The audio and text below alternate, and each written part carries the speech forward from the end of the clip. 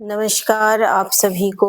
जैसा कि मैं भागवत पुराण की कथा की शुरुआत की हूँ, आप सभी श्रोतागण जरूर देखें। कहते हैं इस कली काल में भागवत ही एक ऐसा मात्र साधन है मनुष्य के पापों को, कष्टों को तारने वाला। अतः अगर आप लोग कभी कहीं कथावाचक के यहाँ नहीं जा पाए तो ये सुविधा मेरी वाणी में आप लोग स्वीकार करें। और जैसा कि मंगलाचरण करते हुए आप सभी को मैं कथा सुनाऊंगी, सुनिएगा। ओम नमो भगवते वासुदेवाय नमः। ओम नमो भगवते वासुदेवाय नमः। जैसा कि आप लोगों ने प्रथम स्कंध, सबसे पहले तो जानिए कि भागवत में 12 स्कंद हैं और स्कंद जो है उसमें अध्याय जो हैं वो छोटे छोटे हैं। इस प्रकार उसको समझिए कि स्कंद जो एक बड़ा भाग्य है और मुख्य उसके खंड हैं। और अगर आपको आसानी हो, मैं उस हिसाब से समझाती हूँ कि भागवत पुराण जस्ट लाइक एक बड़ा घर। भागवत पुराण एक बड़ा घर के समान और स्कंद जो है वो मंजिल है और अध्याय जो है वो कमरे हैं और श्लोक जो हैं वो ईंटें हैं। इस तरह से सुनिए और समझिए। तो इन 12 स्कंद में जो है उसमें 335 अध्याय हैं और 18,000 श्लोक से बना ये हमारा पुराण इतनी दिव्यता लिए हुए हैं कि इनकी कथा अगर कहते हैं ना बार बार अनेकों बार सुनी जाए तब भी मन नहीं भरता है। हम पहले जान चुके हैं कि भगवान के महत्व तत्व क्यों अवतार लिए। आज हम बताना चाह रहे हैं कि भगवान का जो संक्षिप्त अवतार हुआ उसका वर्णन आपने कल सुना और अब थोड़े से बृहद, जिसको मैंने अपने कविता स्वरूप में भी ढाला है, उसको सुनिएगा। इनके जो 9 अवतार और 10वें अवतार बाकी हैं उसकी कहानी छोटी सी कविता के माध्यम से आप लोगों को सुनाती हूँ, सुनिएगा। पहला अवतार भगवान का मत्स्य रूप में हुआ है। तो यहाँ भगवान विष्णु ने सृष्टि के प्रलय को बचाने के लिए मत्स्य का रूप लिया है। कृतयुग में एक राजा सत्यव्रत हुए। वो कौन थे? वे प्रभु के भक्त थे, अनंत भक्त। एक दिन जब नदी पर गए तर्पण करते समय एक मछली उनके अंजुरी में आ गई। राजा सोच में पड़ गए कि इसे यूं ही पानी में बहा दूं या क्या करूं।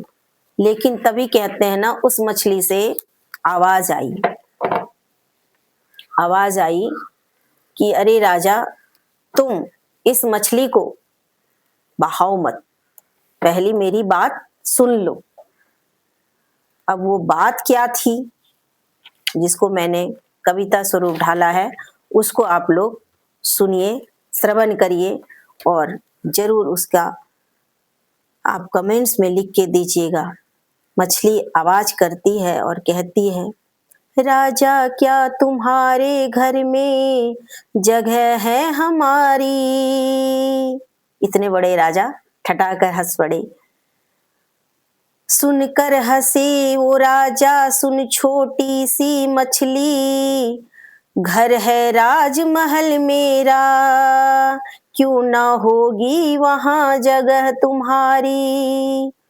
राजा जब मछली को घर ले आए, वो पल पल ही फिर बढ़ती जाए। राजा पहले मछली को लाके एक छोटे से जगह पर रख दिया, लेकिन वो मछली अगर मछली होता तो ना न बढ़ता, वो तो 24 घंटे में ही बढ़ना प्रारंभ कर दिया। तो क्या हुए, अचंभित राजा प्रश्न पूछ बैठे, बोलो आप हो कौन। क्योंकि वो जो मछली थी वो इतना बढ़ गया एक ही रात में कि वो उस जो पतीले में रखा था उसका आकार बहुत बड़ा हो गया। उसके बाद उसको राजा अपने तालाब में छोड़ आए मछली को, वहां भी विशाल रूप रख लिया। राजा के समझ में नहीं आया कि ये 24 घंटे में ये मछली इतनी बड़ी कैसे हो गई, क्योंकि राजा राजा थे, भक्त भी थे, भगवान की पूजा पाठ भी करते थे। तब जब वो राजा ने उस मछली का स्वरूप देखा, उस तालाब में भी विशाल मछली बन गया, उस तालाब में भी उसकी जगह नहीं हुई, क्योंकि भगवान थे। फिर राजा ने हाथ जोड़ लिया, फिर पूछा आप हो कौन। तब श्री हरि ने अपना चतुर्भुज रूप दिखाए।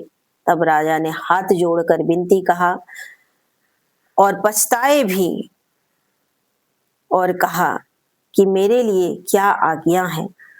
तब उस मछली से आवाज आई कि राजन सुन, ठीक 7 दिन बाद प्रलय आएगी तुम्हारे जीवन में, और वहां बासुकी नाग भी होंगे तुम्हारे उस नाव में। उस दिन मैं तुम्हें कथा सुनाकर जग में आने का और मत्स्य रूप समझाऊंगा, क्यों आया मैं जग में। बोलिए श्रीमन नारायण नारायण हरि हरि। दूसरा अवतार जो भगवान ने लिया वो कूर्म अवतार। अब कूर्म अवतार लिया, प्रभु ने जब अवतार लिया, दूसरा कहलाया कच्छप अवतार। कच्छप अवतार जिसको कूर्म अवतार कहते हैं, क्षीर सागर मंथन कर डाला, मंदार पर्वत को कवच बनाया, इंद्रदेव को पार उतारा, मोहनी रूप धर कर प्रभु ने 14 रत्न को है फिर पाया, बासुकी नाग को नेत बनाकर सागर मंथन को कर डाला, हुई प्रसन्न मां लक्ष्मी भवानी, सब देवों ने मिला अमृत पाया, बोलो सब नारायण नारायण श्रीमन नारायण। ये दूसरा अवतार था, मैं कविता के माध्यम से आप लोगों को बता रही हूँ। एक नई तरीके से मैंने अपने शब्दों में ढालने का कोशिश किया, मेरे शब्दों में और मेरी बुद्धि में और मेरी वाणी में जितना मुझे लगा मैं उसको सुनाने की कोशिश कर रही हूँ। आप लोग सुनिएगा। अब सुनिए कि जो ये मंदार पर्वत है, दरअसल उसी मंदार की मैं बेटी हूँ। हमारे मैके के पास में ही मंदार पर्वत है, हम कई बार जा चुके हैं उधर। तो ये कहानी मेरे लिए और भी अनुपम है, भागवत पुराण मेरे लिए भी अनुपम है कि मैं जहां से आई हूँ, पली बढ़ी हूँ, जन्म ली हूँ, वो मंदार पर्वत पे भगवान ने कभी अपना ठिकाना बनाया था। तीसरा जो अवतार लिया भगवान ने वो वराह अवतार लिया। अब वराह अवतार कैसे लिया भगवान ने, धर्म ग्रंथ की है ये कहानी, दैत्य एक हिरण्याक्ष था पुरातानी। हिरण्याक्ष जो दैत्य था वो बड़ा ही पुरातानी था, शैतान था। पृथ्वी को था समुद्र में छिपाया, भू पर था हाहाकार मचाया। हिरण्याक्ष जो था वो पृथ्वी पर बहुत ही हाहाकार मचाकर और उस पृथ्वी को ही समुद्र के अंदर में छुपा दिया ले जाके। अब आप सोचिए कि भगवान क्यों ना अवतार लें, अगर इस तरह से दैत्य हाहाकार मचाएंगे तो मानव कहाँ जाएगा? उस मानव की करुण पुकार सुन के भगवान तो आएंगे ही, आना ही पड़ेगा प्रभु को। तब प्रभु ने लिया 12 अवतार, थूथनी बल पर पृथ्वी का पता लगाया, सूंघ कर पृथ्वी का पता लगाया कि कहाँ है, हमारे पृथ्वी को कहाँ छुपा रखा है। रूप देख दैत्य ने फिर ललकारा, किसको? प्रभु के वराह अवतार को। प्रभु ने हिरणाक्ष को मार गिराया, समुद्र के अंदर भगवान ने प्रभु ने हिरण्याक्ष राक्षस को मार गिराया। अपने दंत से खींच कर पृथ्वी को वापस लाया, बोलिए श्रीमन नारायण नारायण हरि हरि। अब चौथा अवतार जो लिया भगवान ने, वो नरसिंह अवतार लिया, जिनकी कहानी मैं आपको कल सुनाऊंगी। और ये मेरे थोड़े थोड़े करके भगवान के अवतार की कहानी है, जो मैंने थोड़ी कविता के माध्यम से भी इसे संजोया है। आपको ये मेरा कैसा लगता है उसको आप जरूर बताइएगा। जरूरी नहीं है कि पूरा भागवत पुराण में मैं कविता के ही माध्यम से कहूंगी, लेकिन जितना मेरे पास कविता के माध्यम से है उसको मैं जरूर सुनाना चाहती हूँ। और आप लोग सुन के जरूर सब्सक्राइब करिएगा मेरे चैनल को, और प्लीज अपना आशीर्वाद प्रदान करिएगा।